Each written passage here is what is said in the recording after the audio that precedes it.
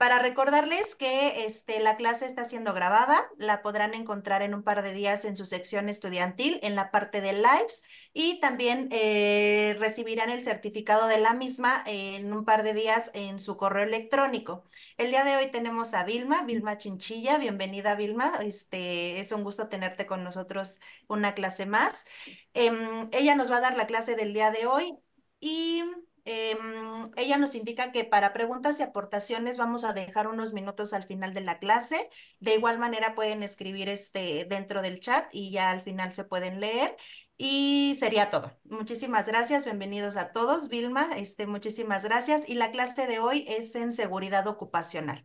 Bienvenidos a todos. Comenzamos, Vilma. Gracias.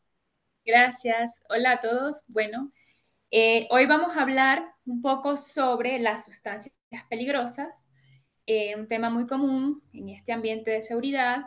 Sabemos que este tipo de sustancias, pues debido a sus propiedades físicas, químicas o biológicas, pues pueden causar daño a las personas, al medio ambiente, incluso a la propiedad, a los inmuebles. Entonces, el manejo adecuado de estas sustancias pues es fundamental para poder prevenir accidentes, minimizar impactos negativos en el ambiente y garantizar pues la seguridad de los trabajadores. Entonces, en esta presentación vamos a estar hablando de lo que son las sustancias peligrosas, los tipos, la exposición a ellas, qué efectos tiene sobre la salud, cómo se clasifican, cómo podemos identificarlas, cuáles son los sistemas de etiquetado más comunes, cómo se manipulan y unas medidas preventivas básicas. Entonces, entrando ya en materia,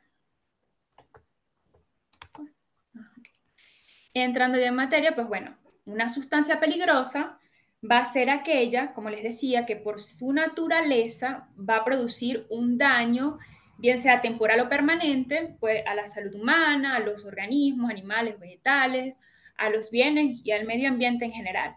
Entonces, estas sustancias también muy comúnmente son denominadas cargas peligrosas o materiales peligrosos, es lo mismo, porque se refiere básicamente a un líquido, a un gas o un sólido que representa un riesgo. Y bueno, generalmente lo podemos encontrar en casi todos los ambientes laborales e incluso en nuestro hogar. Lo podemos encontrar en la agricultura mayormente, en las industrias, plantas de proceso, en hospitales y laboratorios, en ferreterías, supermercados, en estaciones de servicio de combustible y en nuestro hogar, como les decía, incluso en los detergentes que usamos a diario para higienizar nuestro hogar. Y este tipo de sustancias tiene 5 características básicas. Primero es la reactividad. Una sustancia que es reactiva cuando tiende a liberar energía mediante una reacción química. La toxicidad, que es la capacidad pues de generar una lesión en un organismo vivo. Y generalmente la toxicidad, digamos, genera una lesión que no en todos los casos o mayormente no afecta grandemente. La corrosividad, que es la capacidad que tiene la sustancia de destruir de un modo irreversible cualquier tipo de organismo u objeto. Está la inflamabilidad también, que es la capacidad que tiene para incendiarse cuando se expone a ciertas condiciones. Y la explosividad, que bueno, es cuando la sustancia se expone a ciertos factores externos que lo va a convertir en un gas, va a liberar calor, presión o radiación y pues explota. Entonces esas son las características básicas de las sustancias peligrosas. Ahora, en cuanto a los tipos, podemos clasificarlas, digamos, según el peligro que ellas pueden generar. Principalmente esta clasificación es hacia la salud, bien sea, o hacia los organismos vivos, por así decirlo. Entonces, estas sustancias pueden ser asfixiantes porque desplazan el oxígeno que es necesario para la respiración y pueden ser sustancias como por ejemplo el nitrógeno, el dióxido de carbono, el monóxido de carbono, que causan pues intranquilidad, agitación, mareo, confusión o inclusive la muerte, dependiendo el caso de la sustancia.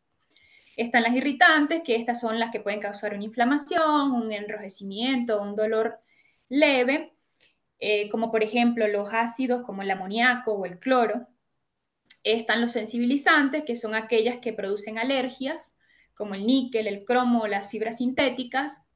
Están los narcóticos que producen generalmente inconsciencia, como el cloroformo, los éteres, los alcoholes, las acetonas. Están los neurológicos, que son bien delicados porque ellos causan alteraciones en el sistema nervioso y generan, en la mayoría de las veces, generan daños permanentes al cerebro. Por ejemplo, los gases de cianuro, los plaguicidas también es muy común.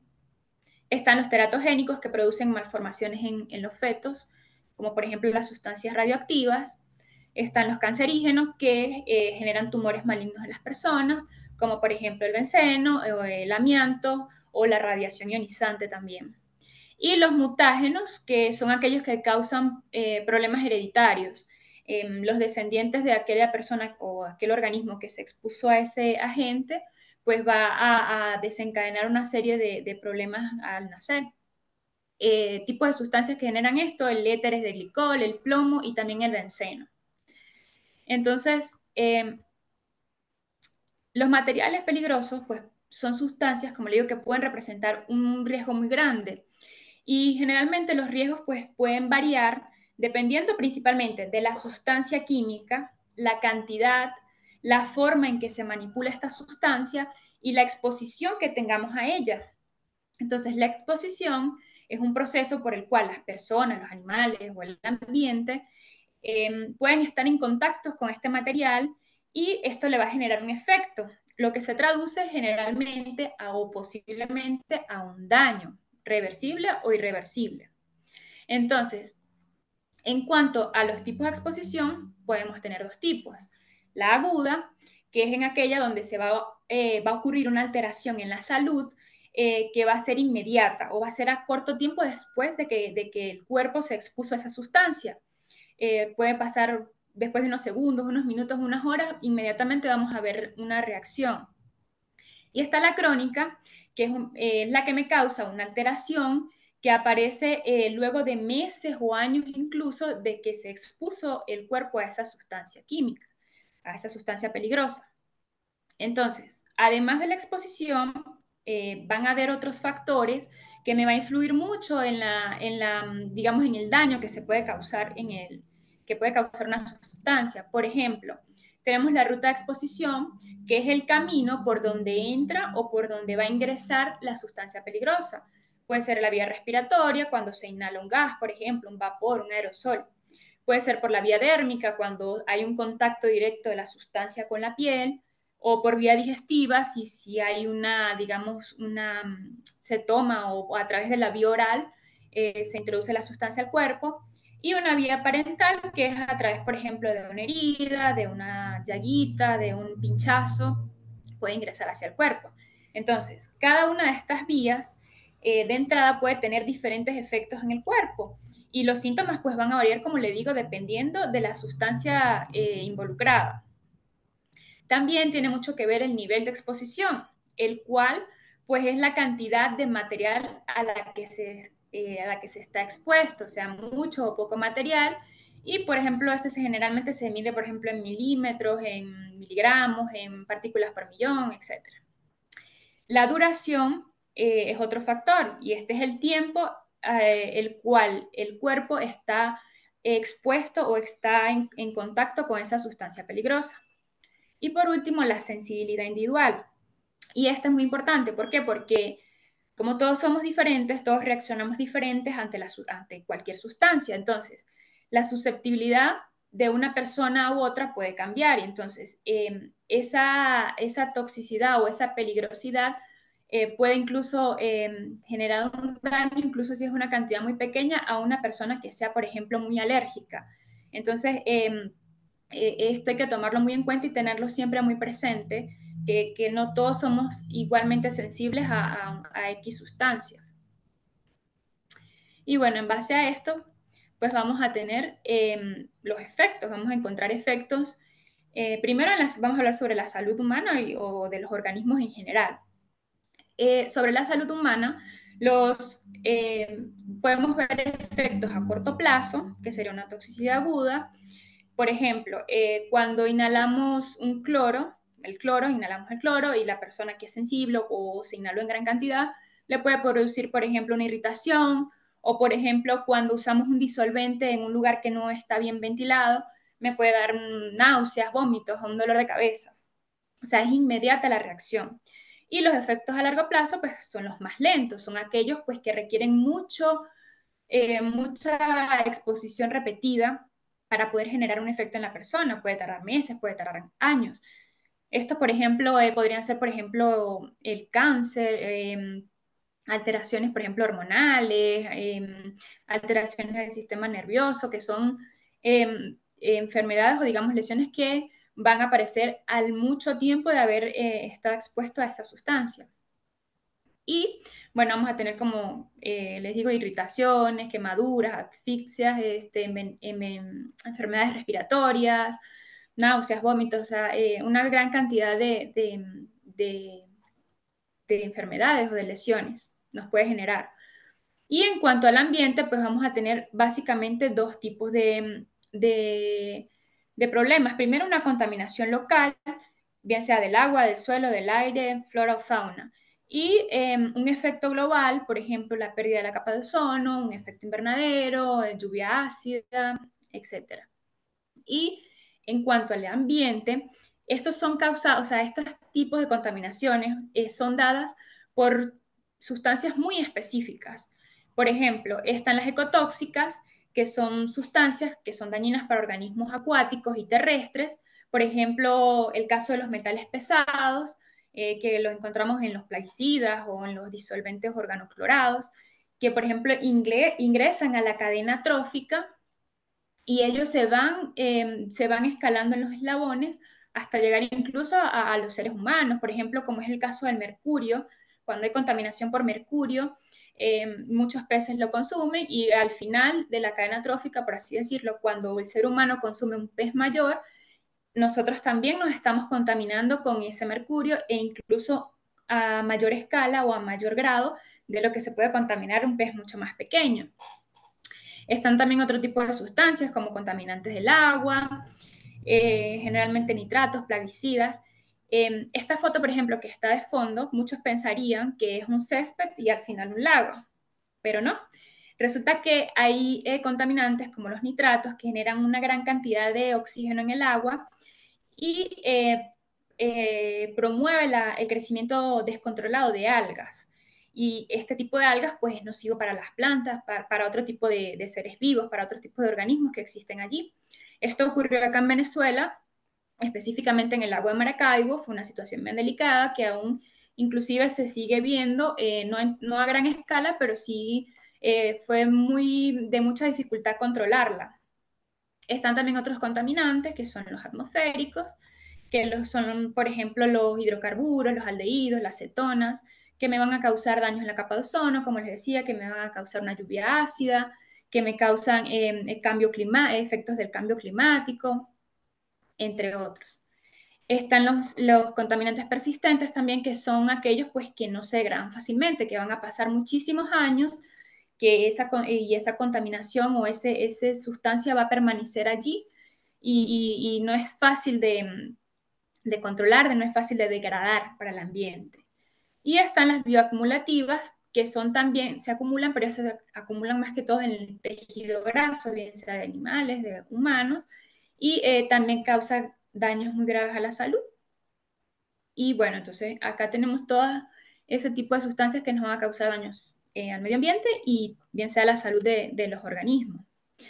Y bueno, para recordarles acá, para refrescarles, por ejemplo, eh, los accidentes con este tipo de sustancias son mucho más delicados que un accidente que ocurra por otro motivo, por así decirlo, porque son más difíciles de controlar, porque requieren una respuesta muy rápida, porque va a requerir, por ejemplo, la evacuación de una zona afectada, la descontaminación es mucho más costosa, es más difícil la eliminación de un producto. Entonces es muy difícil los incidentes con este tipo de sustancias. Por ejemplo, el accidente de Chernobyl, donde una gran cantidad de radiación pues afectó a una población grande, afectó un ambiente, el medio ambiente, e inclusive hoy es un área que no puede ser habitada y que aún tiene gran cantidad de radiación y es mortal. Otro accidente también muy conocido fue un accidente que ocurrió en Brasil hace poco, el accidente de Mariana, donde las aguas de un depósito de minería arrasó con un pueblo, arrasó con el medio ambiente, contaminó una gran cantidad de ríos, de los principales ríos de Brasil, y se estima que los daños van a tardar, o sea, el daño se prevé en más de 100 años. Entonces son incidentes muy difíciles de controlar cuando se manejan este tipo de sustancias. Y bueno, en cuanto a la clasificación de este tipo de sustancias, existen varios criterios. Generalmente hay organismos que las clasifican en base a sus características físicas, químicas y toxicológicas. Por ejemplo, está la clasificación de la ONU, que es muy común, que es muy usada, es muy antigua, pero es muy usada inclusive, pero generalmente es más que todo usada para etiquetar, por ejemplo, medios de transporte de sustancias peligrosas. Es común que veamos este tipo de pictogramas, ese tipo de figuritas. Entonces ella me hace una clasificación, clasifica estas sustancias en 9 tipos principales. Vamos a clasificar. El número 1 es en explosivos, y él me subcategoriza esos explosivos de 1 a 6, donde 1 es más peligrosa y 6 es menos peligrosa. También tenemos los gases, que son pues aquellos que en condiciones de presión y temperatura están en un estado gaseoso. Me los categoriza en 3 tipos: inflamables, no inflamables y venenosos. También están los líquidos inflamables, los sólidos inflamables, las sustancias, los oxidantes, los peróxidos, sustancias tóxicas e infecciosas. Están los radioactivos, las corrosivas, y de último están los misceláneos, que son todas esas sustancias que no se encuadraron en ninguna de las categorías anteriores. Y pueden ser miscelánea, mercancía peligrosa, puede ser aquellas que son peligrosas para el medio ambiente, o desechos peligrosos. Como les decía, esta categoría me establece, digamos, un pictograma, que es esta figurita alusiva al peligro, y el número significa o representa la clasificación en sí de la categoría que pertenece de esa clasificación. Y es bien, digamos, llamativa, de colores, de formas, y de manera que se pueda representar, o de que la persona pueda identificar el peligro rápidamente. Tenemos, para identificarlos, este tipo de sustancias, para poder reconocerlas, es necesario, pues, o implica saber cuáles son las características físicas, químicas que los hacen peligrosos.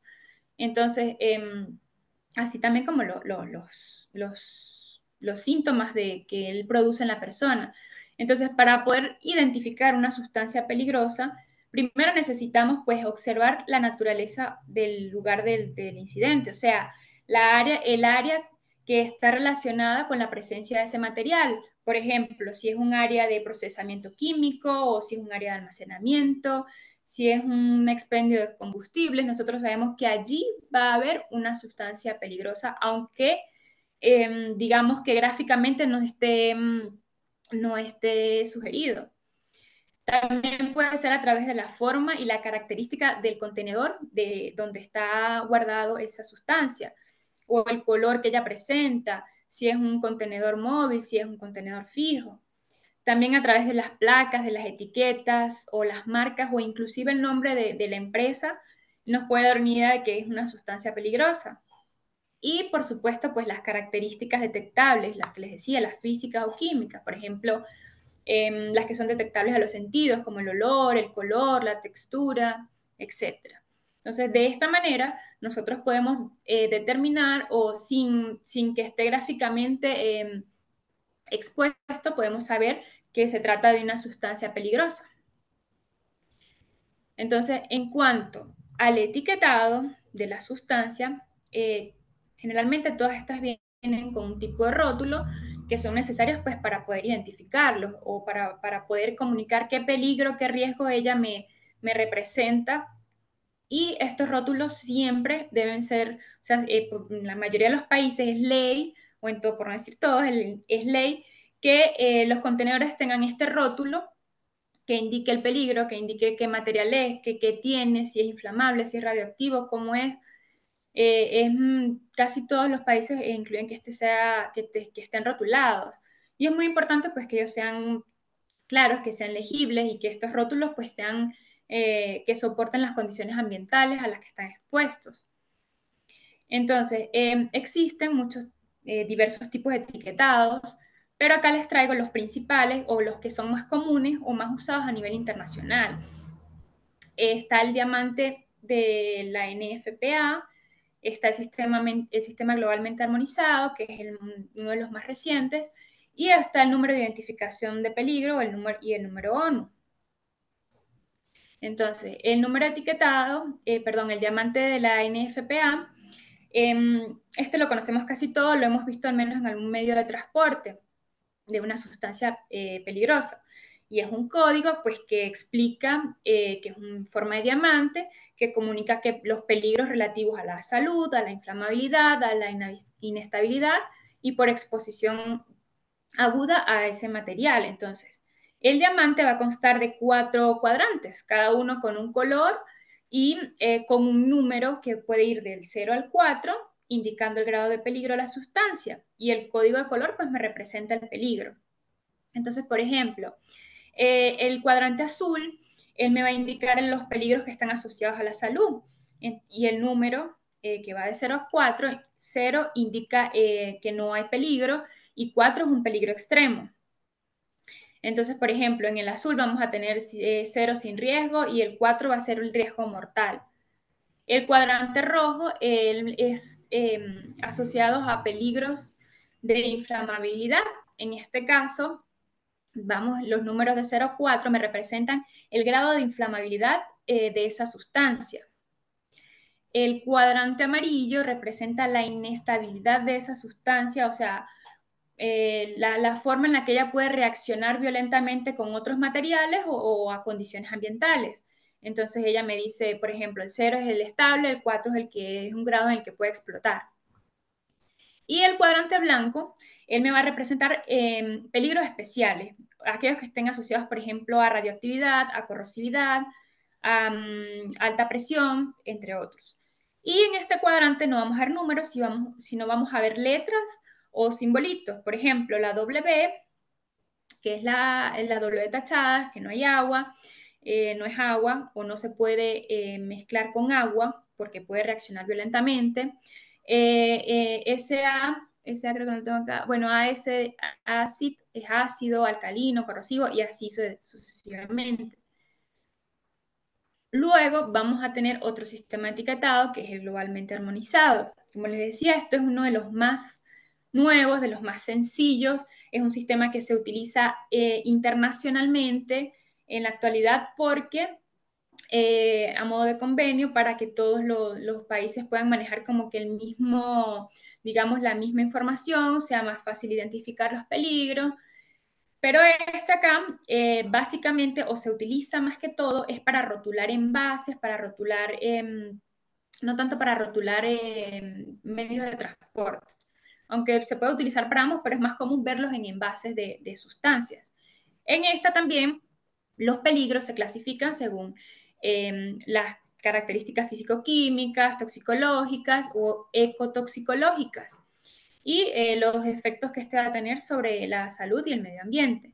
Entonces, en esta nos clasifican los peligros de 3 maneras: físicos, para la salud y para el medio ambiente. Y subcategorizan, por ejemplo, los físicos van a estar subcategorizados en 17 tipos, pero son representados con 5 pictogramas sencillos, que es explosión, que es explosivo, que es inflamable, que es radioactivo, que es corrosivo, que son gases. Y para la salud son 10 tipos y para el medio ambiente solamente tenemos 2 tipos de peligros, para el medio ambiente acuático o para la capa de ozono. Entonces, este es uno de los más simplificados, actualmente es uno de los más usados. Como les decía, es mucho más fácil de trabajar y también tiene otras ventajas, este etiquetado, que es que él propone una etiqueta una etiqueta que contiene, para usarla en los envases también, que contiene pues una información del producto. Es una información básica que me dice, por ejemplo, me identifica el producto, me identifica quién es el proveedor, me da los pictogramas para que yo inmediatamente al verlo sepa qué tipo de peligro es, me da la palabra de advertencia que me indica qué nivel de peligro es. Usan dos palabras generalmente, peligro para los peligros más graves y atención para aquellos que son menos graves o más leves. Y también me da las indicaciones de peligro, me dice la naturaleza de la sustancia, qué peligro tiene, qué es, con qué puede estar, no puede estar sometida, con qué se puede mezclar con otros o no. Y me da un consejo de prudencia, que son pues las medidas recomendadas para prevenir o para minimizar los efectos adversos de esta sustancia. Como les decía, es una etiqueta básica que generalmente la vemos en los envases y pues, nos da información muy precisa y muy concisa para estar prevenidos al momento de usar esta sustancia. Y también este tipo de sistema tiene una ficha más completa, que es una ficha de seguridad, de datos de seguridad. En esta ficha, generalmente la usamos más que todo para almacenado o para transporte. Esta ficha es mucho más completa, como les decía, tiene una información mucho más detallada. En ella se nos habla de la composición del producto, la identificación del peligro que pueda generar, los primeros auxilios que hay que dar en caso de una emergencia, la reglamentación que hay que hacer, cómo hay que almacenarla, cómo es la estabilidad en condiciones ambientales. O sea, una información muy, muy detallada para que la persona que lo vaya a manipular o que lo vaya a transportar sepa muy bien a qué se está exponiendo, cómo tratar con esa sustancia. Y como les decía, es mucho más detallada, es mucho más información. Por eso este sistema pues, es el que ahora se está implementando mucho más, es mucho más completo, por así decirlo. Y bueno, también está el otro sistema de identificación que lo vemos comúnmente en los medios de transporte de sustancias, el número de identificación de peligro, que son generalmente colocados en los contenedores intermodales para el transporte de estas mercancías y muy comúnmente se usa más que todo en Europa y en Sudamérica. Y se trata como de una placa, como podemos ver acá, una plaquita que va a constar de dos cifras, por así decirlo. La de la parte superior es el número de identificación de peligro, que generalmente son de 2 a 3 dígitos, y él me va a indicar a qué tipo de peligro me estoy exponiendo con esa sustancia. Por ejemplo, emanación de gases, inflamabilidad, si es un oxidante, si es un radioactivo. Y tienen tres reglitas básicas. Si el número, por ejemplo, como en este caso que es 33, está duplicado, me indica una especificación del peligro. Cuando acá, por ejemplo, se coloca un cero, que la sustancia es un único peligro. Por ejemplo, si fuera 30, entonces me dice, no, es un solo peligro al que está asociado a esta sustancia.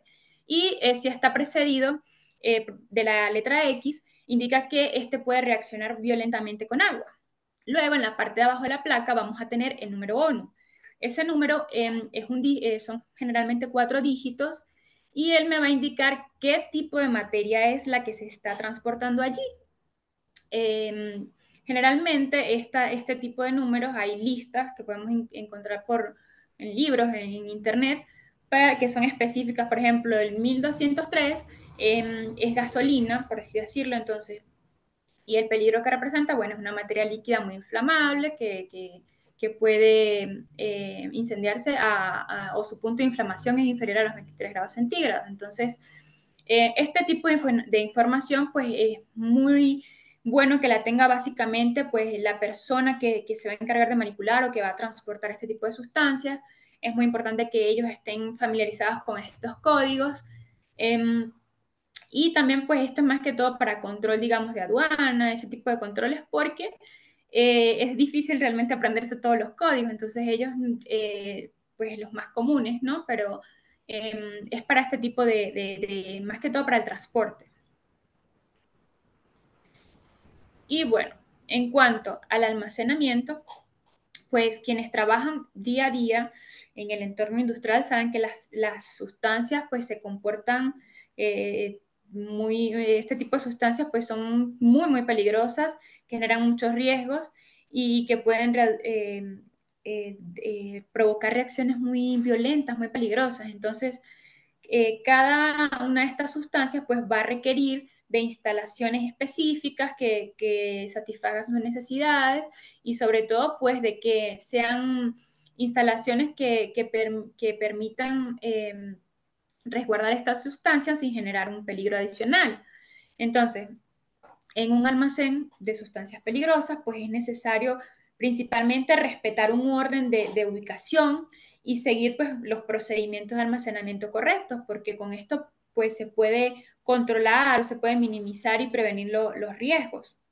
Entonces, básicamente, para que un espacio de almacenamiento sea adecuado, él debe cumplir como que lo básico, que esté señalizado, que esté lo más alejado posible de cualquier fuente de ignición o de cualquier tarea, por ejemplo, que implique soldadura o pulido, algo que me genere chispas, que sea un lugar que tenga una muy buena ventilación, que tenga salida de emergencia, que tenga duchas, lavaojos, que las paredes sean incombustibles, por ejemplo, que el piso sea sólido, lavable y que no sea poroso, que tenga todos los sistemas de alarma, de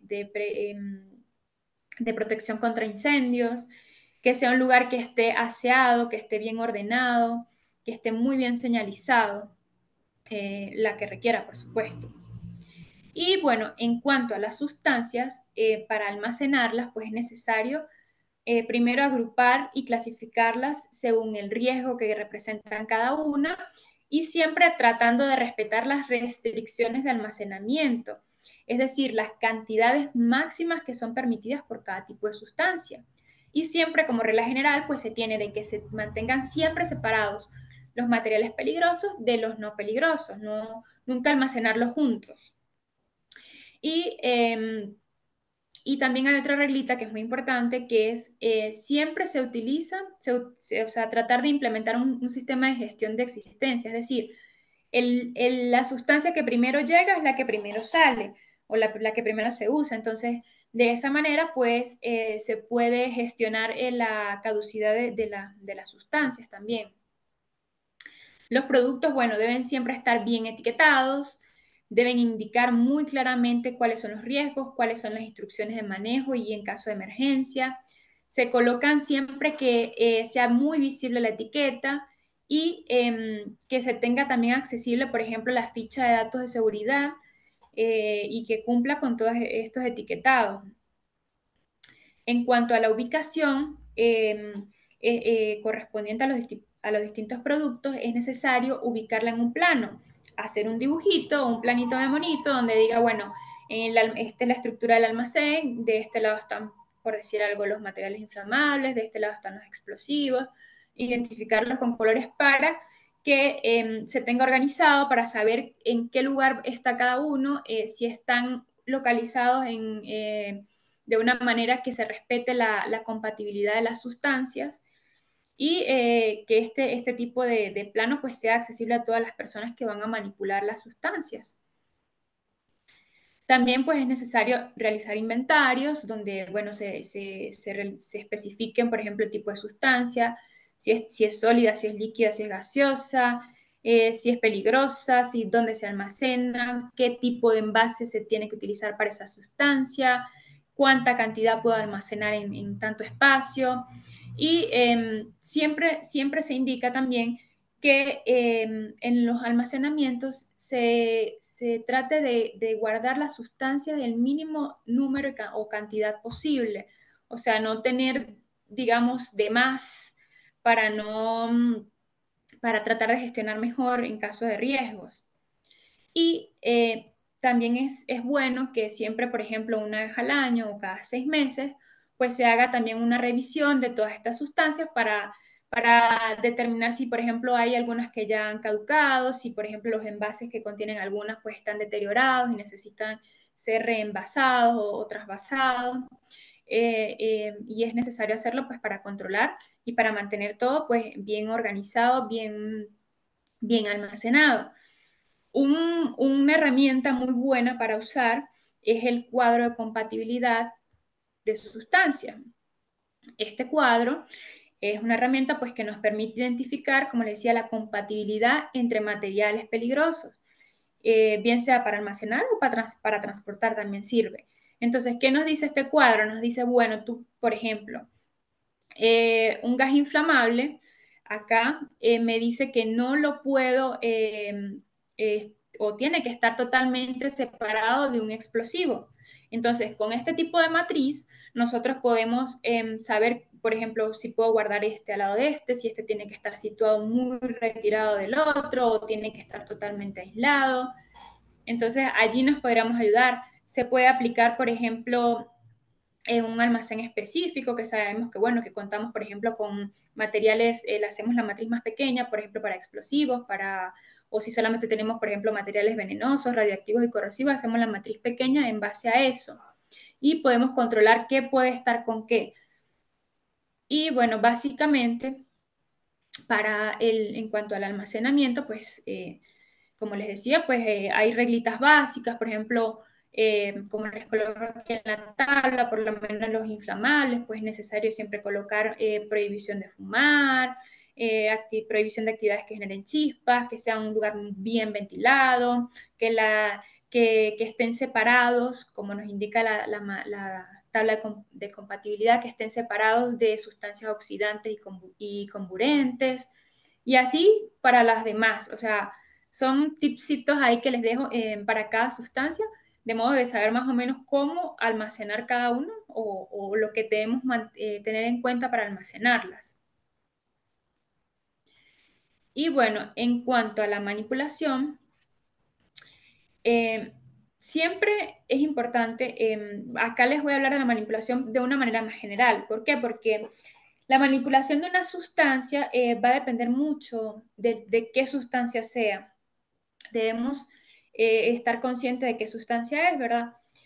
Pero cuando no sabemos qué sustancia es, pues siempre vamos a considerar que es peligroso. No sabemos qué es, bueno, es peligrosa. ¿Por qué? Porque, bueno, de esa manera tomamos las precauciones necesarias y no nos exponemos de más a algo que no conocemos o no estamos seguros de qué se trata. Entonces, bajo ninguna circunstancia debemos manipular ningún producto o se debe manipular ningún producto sin conocer cuál es la procedencia, cuál es la composición, cuál es el efecto que él causa. Y bueno, para eso la mayoría de los fabricantes pues siempre van a brindar la información con las rotulaciones, este tipo de rotulaciones que vimos ahora para cada envase. Entonces es necesario que los trabajadores o las personas que van a manipular esto estén siempre informadas, que lean las etiquetas, que sepan cuál es el uso correcto de esa sustancia para que evitar un accidente, un incidente o bueno, para evitar una posible lesión o enfermedad, ¿verdad? Y bueno, para estar prevenido en sí. Entonces, ningún producto o material químico que consideremos peligroso se debe manipular o almacenar sin que tengamos la ficha de seguridad, por lo menos, o por lo menos la etiqueta básica. O sea, sin eso no podemos, no deberíamos hacerlo, no deberíamos manipularlo. Y bueno, en el entorno laboral existen o se manejan con mucha frecuencia pues este tipo de productos que en algún caso pues son muy peligrosos por sí mismos o porque, bueno, podemos mezclarlos consciente o inconscientemente y pues podemos generar una reacción química por ignorancia o por distracción que va a generar un riesgo muy grande o que va a generar un peligro muy grande para la persona. Entonces, generalmente estos riesgos o las tareas que están involucradas con la manipulación son los trasvases, o sea, pasar la sustancia de un envase a otro, el pesaje y la dosificación, el traslado de una sustancia de un lugar a otro o de un punto a otro, la carga y la descarga de camiones y operaciones de limpieza también son las más comunes, los tipos de manipulaciones más comunes y en donde se ven, digamos, más, donde hay más riesgo. Entonces, este tipo de tareas, pues, como les digo, deben siempre realizarse tomando las precauciones necesarias. Es muy importante que se establezca un procedimiento de cómo se va a manipular esa sustancia, de cómo se va a manejar, dónde se va a manejar, en qué momento se va a hacer. Si es necesario también, si se deben utilizar, por ejemplo, equipos especiales como equipos de ventilación o equipos de estabilización de temperatura o, por ejemplo, un equipo de protección personal. Entonces, todo eso debemos tenerlo en cuenta al momento de antes de realizar la manipulación. Entonces, para ello, pues de forma general, podemos decir que, bueno, para manipular este tipo de sustancias debemos mantener en mente lo siguiente. Primero, que las personas que trabajan con este o van a trabajar con este tipo de sustancias estén siempre informadas y formadas. Primero, sobre los riesgos que esta sustancia le conlleva, las reacciones que se pueden generar si lo mezcla con otra cosa o al momento de manipularla, qué tipo de peligro me representa. Debe saber también debe tener conocimiento de la ficha de seguridad, de los datos de seguridad, debe leerla, debe estar bien claro, debe saber cómo la va a manejar, como les decía, no simplemente hacerlo por hacerlo, estar bien seguro de lo que va a hacer y es importante pues dejar claro, como le digo, los procedimientos de trabajo. Si voy a trabajar con X sustancias, bueno, primero me coloco el traje de protección personal si es necesario, voy a hacer esto, voy a hacer aquello, bien especificado para que la persona sepa y no haya cabida para el error. Luego vamos a preparar, a organizarnos, preparar todo el material, que sea en orden, que sea en limpieza, que al momento antes de realizar cualquier operación con una sustancia o después, pues siempre tengamos la precaución de que esté todo ordenado, que esté limpio, de que recojamos todos los materiales con los que utilizamos para manipular las sustancias y, por ejemplo, tener la precaución de mantener los recipientes cerrados para que no haya emanaciones de vapores mientras estamos haciendo algo. Y muy importante que se recomienda es que no, o sea, un trabajador no realice ninguna manipulación, por ejemplo, fuera de las horas de comunes o cuando haya supervisión de otra persona. Siempre es importante que esté acompañado en caso tal de que, bueno, de que presente algún tipo de reacción o algún incidente, pues esté otra persona que lo pueda auxiliar, que lo pueda guiar, que lo pueda ayudar, que nunca haga el trabajo solo, siempre acompañado.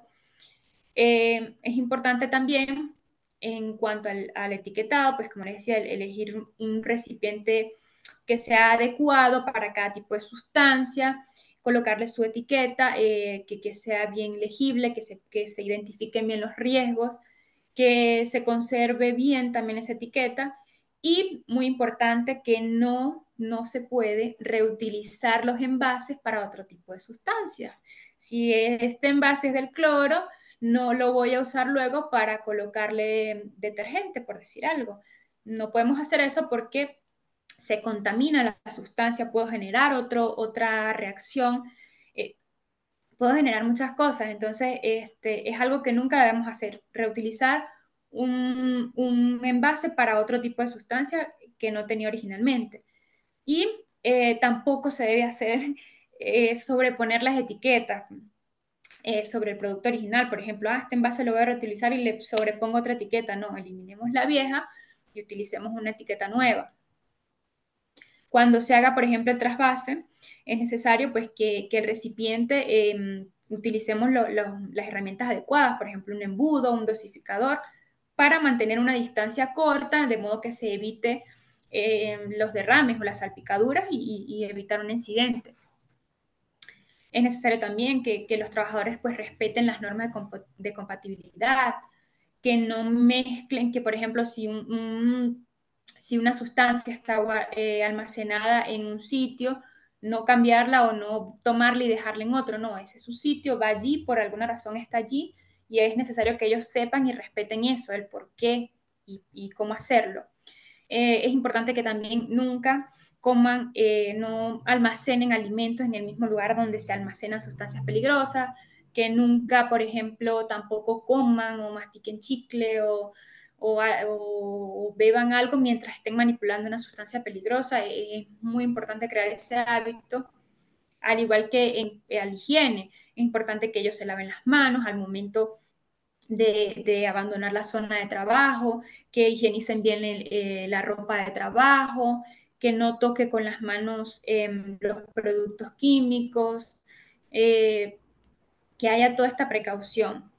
Eh, es muy importante también, por ejemplo, en caso de utilizar EPIs, que sean exclusivos para eso, que los higienicen bien y que en caso que estén muy al pendientes, porque sucede mucho que hay el desgaste, muchas veces no los notifican, entonces por allí supone un riesgo usar un EPI que no esté adecuado, por ejemplo, con las mascarillas, que es lo más común, o por ejemplo con los trajes para salpicaduras, tipo los overoles, que si por ejemplo pierden su permeabilidad, entonces por allí se va a filtrar una sustancia al organismo que no se quiere, pues. Entonces es necesario que ellos estén al pendiente que todo esto estén lo más adecuado posible. Y bueno, en caso de sufrir un accidente por alguna razón, pues hay que seguir primero las recomendaciones que me dice la etiqueta, que la etiqueta me va a indicar qué debo hacer en ese momento de emergencia. Y pues luego también pues es necesario que la persona siempre consulte a un profesional, a un médico profesional que le diga que estuvo expuesto, que si puede incluso pues el profesional sepa, vea la etiqueta para que sepa cómo medicar o cómo tratar a la persona en ese caso. Y bueno, en cuanto a los equipos de protección personal, pues la exposición a sustancias peligrosas, pues siempre en algunos casos pues necesita que sea controlada con este tipo de equipos. Es la última herramienta, como siempre les digo, este tipo de equipo es la última herramienta a usar. Cuando ya no encontramos otra solución, usamos el equipo de protección personal y ellos se van a seleccionar en base, podemos primero a la vía de entrada de la sustancia química. Por ejemplo, si es por inhalación, podemos usar protección respiratoria como máscaras o mascarillas que tengan filtros o sin filtros, dependiendo de la sustancia. Si es por contacto directo o indirecto con la piel, pues vamos a usar protección dérmica como calzados, guantes, protección facial, protección auditiva y la ropa de trabajo. Si es por contacto ocular, se usa generalmente pues los lentes, las gafas. Y bueno, para seleccionar los equipos de protección personal, como les decía ya en última instancia, es necesario primero saber las características o tener las fichas de datos de seguridad, saber a qué tengo, qué riesgo me causa para saber específicamente con qué lo voy a mitigar. Segundo, es importante saber los valores límites permisibles de esa sustancia. Esto más que todo para el caso de las mascarillas, sobre todo las que usan filtro. Bueno, si el límite de exposición son, por decir un ejemplo, son 10 minutos por cada 10 minutos al día, 20 minutos en jornada de trabajo, perdón.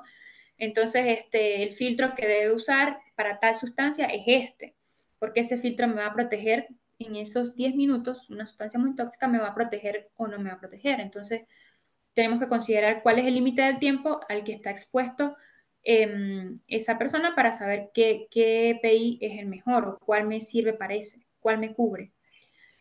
Bueno, es importante pues que sepan o saber cumplir las normas. Muchas veces nos guiamos por los criterios o los parámetros internacionales que generalmente pues nos brindan mayor seguridad porque son más actualizados, pero localmente muchas veces no se exige al mismo nivel que de forma internacional. Entonces, pero hay que tratar de cumplir pues por lo menos la normativa nacional y de lo idóneo sería la internacional, pero por lo menos la nacional. Y también es importante saber en qué concentración está el contaminante, para eso se hacen mediciones en el ambiente, para saber en qué cantidad tengo tal sustancia, por decir algo. Generalmente cuando son humos, neblina, polvos o partículas, se hacen este tipo de mediciones para saber qué tan concentrado está, qué equipo necesito, qué efectos tiene en el trabajador la sustancia, qué nivel de protección amerita, el nivel de permeabilidad o de agarre o de aire respirable que necesita el trabajador. Y también hay que considerar la comodidad del trabajador y los costos al momento pues, de elegirlo. Y bueno, en cuanto a las medidas preventivas, por acá les traigo unas que son, digamos, las más básicas a seguir, porque como todo va a depender del tipo de sustancia. Pero bueno, básicamente, primero, ¿qué se recomienda? ¿O qué se le recomienda a los que usan este tipo de sustancias? Bueno, primero, tratar de eliminarla y sustituirla. O sea, es lo primero en la jerarquía de control de seguridad. Siempre que sea posible, eliminar el uso de una sustancia peligrosa, bien sea cambiando el proceso o el producto en el que se utiliza la sustancia. Ah, bueno, que no se puede eliminar. Bueno, entonces si no es posible eliminarla, vamos a sustituirla por otra que no me genere un peligro al nivel que lo generaba la otra, o sea, un peligro más tolerable. Y si no es posible eliminarla ni sustituirla, pues vamos a emplear otras medidas organizacionales o técnicas. Por ejemplo, vamos a reducir la exposición del trabajador a esa sustancia. Si antes se exponía 1 hora por una jornada laboral, pues bueno, vamos a exponerlo media, 20 minutos, algo así. También, por ejemplo, se pueden colocar sistemas de ventilación o si eran 10 los trabajadores que trabajaban que estaban implementando esta sustancia, pues bueno, vamos a reducir el número de trabajadores, que sean 3, que sean 4. Eh, También se puede reducir la intensidad de la exposición o la duración de la exposición. Bueno, se aplican otras medidas para tratar de solucionar. Y si no se puede controlar así, pues allí es donde vamos a usar los equipos de protección personal. Bueno, que no, con las otras medidas no puedo proteger al trabajador. Bueno, voy a implementar los GPI, voy a evaluar cuál necesita, cuál me sirve, como hablaba anteriormente, y los implementos. Y lo implemento. Otra opción que muy pocos la quieren aplicar, pero está allí, es posible, es, por ejemplo, la clausura total o parcial de un proceso de producción que involucre una sustancia peligrosa. ¿Cómo lo hacemos? Bueno, podemos automatizarlo.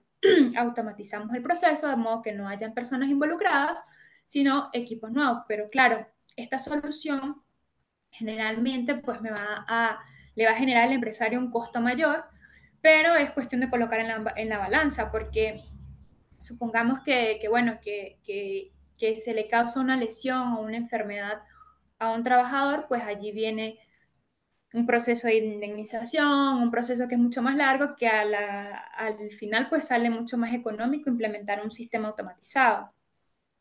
Y bueno, pues se puede implementar el aislamiento de esa área en sí, del área donde se maneja esa sustancia, se aísla, se deja allí que para tratar de controlarla, de que no esté esparcida por todos los ambientes, sino un ambiente específico donde se maneje, que tenga buena ventilación, que esté bien controlada, que sea el personal específico para ello. Y bueno, por último, pues las medidas de higiene personal y colectiva. Siempre hay que tratar de proporcionarle al trabajador un lugar donde pueda, por ejemplo, o el lugar donde se manipulen las sustancias o se almacenen, que tenga, por ejemplo, lavaojos en caso tal de que una sustancia le haya salpicado los ojos y que, bueno, que sea una sustancia irritante o algo así, pues tener el acceso a lavaojos, que hayan lavamanos, que hayan duchas, que hayan vestidores sanitarios, para que al terminar o al finalizar su trabajo de manipulación, pues él puede higienizarse, pueda retirar toda aquella, digamos, vestimenta, todo aquel equipo, de modo que, digamos, el trabajador no se vaya o no salga del trabajo pues contaminado, exponiendo a otras personas en peligro o durando mucho más tiempo expuesto a una sustancia. Entonces, esto es necesario pues que se tenga en cuenta. Y bueno, la clave en la manipulación o en las sustancias peligrosas, como les decía, es siempre el conocimiento, es siempre la formación para poder gestionarlas de una manera segura, de que las personas sepan a qué se exponen, de que las personas sepan cómo actuar en caso de una emergencia y pues para ello pues hay que promover o hay que generar la información precisa y concisa al trabajador. Y bueno, si tiene alguna pregunta por acá. Javier, tenías alguna pregunta o una aportación, ¿cierto?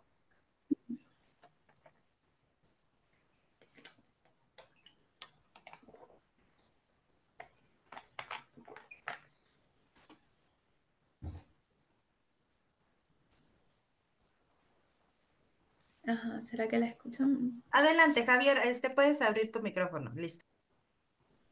Muchas gracias. Buenas tardes, Vilma. Buenas tardes, Paulina, y a todos los compañeros que están al aire. Sí, Buenas tardes. Ay, Javier, no te escuchamos. Le pusiste el mute a tu audio. perdóname, perdóname. Comencé saludando a Vilma y a Paulina y a los compañeros del aire. Muchas gracias.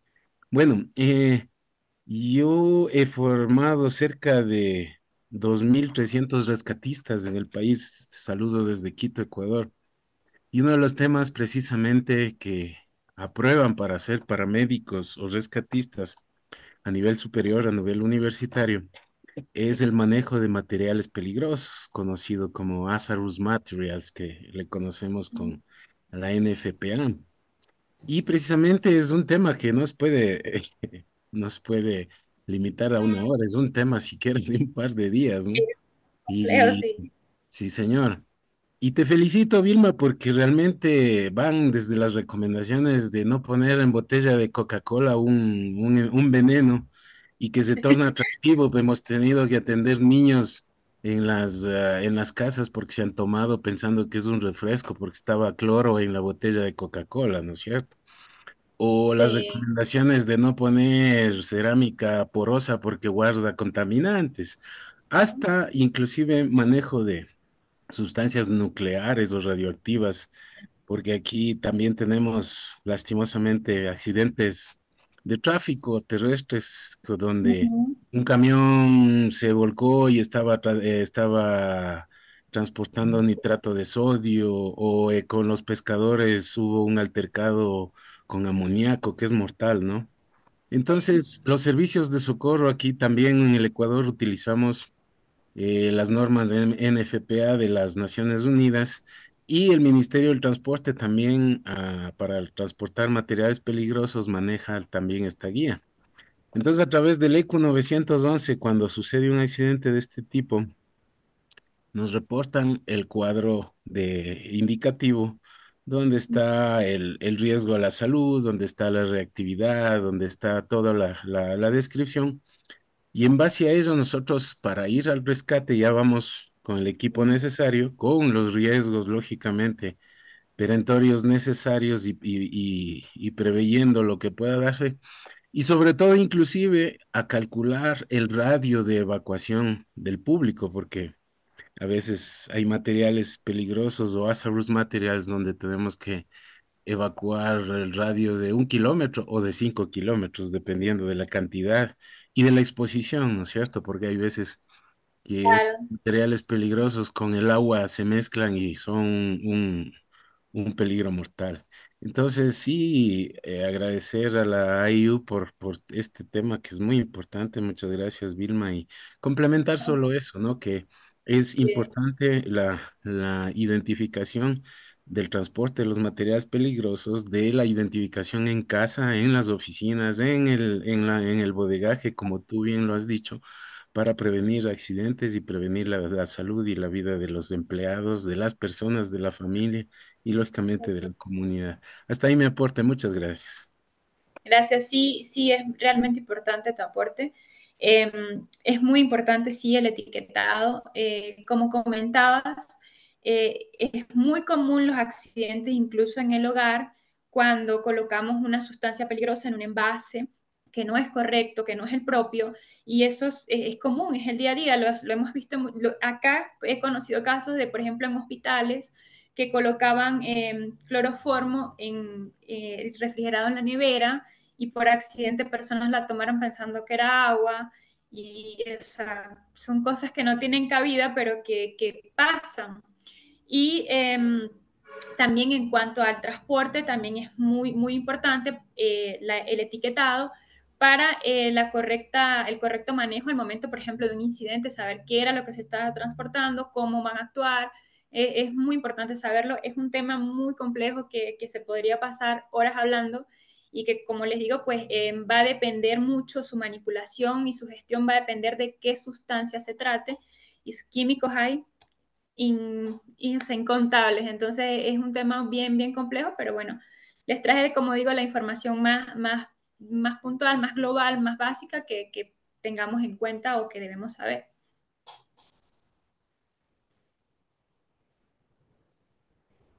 Muchísimas gracias, Vilma. Tenemos una pregunta en el chat, Vilma. Nos la hace Tomé. Está en portugués y terminaríamos con esa aportación o con esa pregunta. Déjame ver si la veo por acá. Bueno, el uso de EPI siempre es el último recurso. ¿Por qué? Porque, bueno, em, es una inversión, por así decirlo, que tiene que hacer la empresa. Es como el adicional, o sea, siempre tratamos en primera instancia de eliminar o de mitigar la fuente de peligro.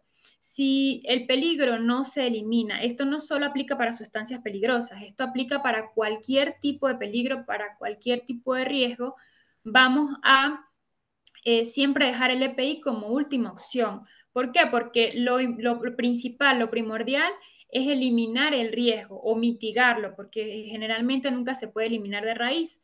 Entonces, ¿qué hacemos? Buscamos las maneras de mitigar ese riesgo y en caso tal, ya en un extremo de que, bueno, el riesgo se minimizó un poco, pero sigue estando allí, sigue siendo un riesgo importante, pues uso el EPI, uso ese equipo. ¿Por qué? Porque, bueno, es algo que es una inversión para la empresa, como te digo, es algo que generalmente los trabajadores no quieren usar, hay que formarlos mucho en este aspecto y entonces en ese sentido es mejor irnos a la raíz del problema, tratar de solucionar o eliminar el peligro y básicamente vamos a hacer varias análisis y en tal caso de que no se pueda con ninguna de los mecanismos, pues ahí vamos a usar el EPI. Pero no es solo para sustancias peligrosas, es para todo tipo de riesgo aplicamos esta regla. Última opción, el EPI.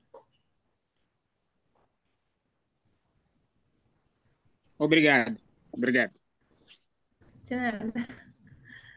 Bueno, entonces, damos por finalizada lo que es tu clase del día de hoy, Vilma. Muy agradecida contigo por compartir tu experiencia y tu conocimiento.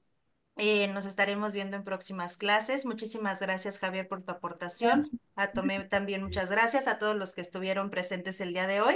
Que tengan una excelente tarde. Los abrazo muy fuerte y nos estamos viendo. Muchísimas gracias. Gracias, hasta luego. Feliz Navidad para todos. Feliz Navidad, Vilma. Que la pases muy bien. Abrazo Igualmente, fuerte. igual, hasta luego.